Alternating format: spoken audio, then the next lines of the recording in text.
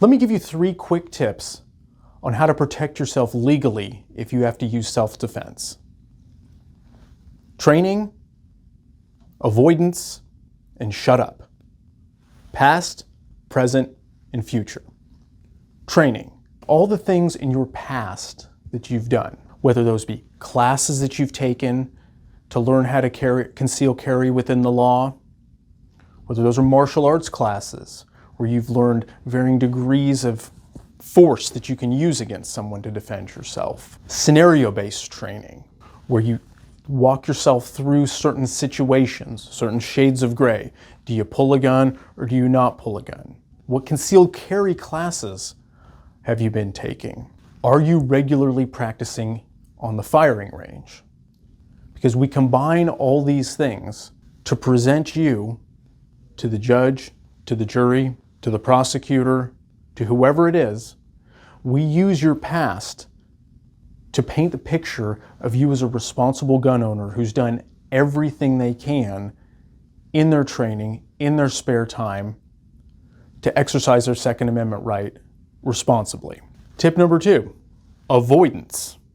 Now when we talk about avoidance, we're talking about present or during the actual situation, during the actual encounter with this person. Yes, Kansas is a stand your ground state. However, it always looks better when you've done everything you can to avoid the situation. It always looks better when you've done everything you can to avoid using force. And frankly, it looks better if even after you may have legally been justified in using self-defense, if you still continued to try to de-escalate the situation.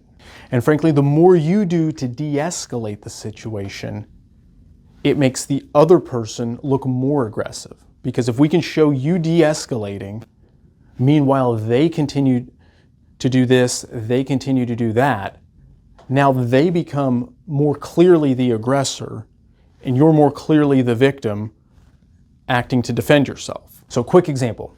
Say you're walking down the street and someone walks up to you and grabs you by the shirt and starts shaking you. Now, under self-defense law, you're probably safe to punch them. You're probably safe to do some kind of takedown, to kick them, to hit them back in some way. But instead of attacking the person, if, for example, you threw your hands up and tried to de-escalate the situation, again, that's going to make you look more responsible, and that's going to make them look even more like the aggressor. And the last thing you can do to help protect yourself legally in a self-defense situation is to shut up. Ask for an attorney and don't make any statements.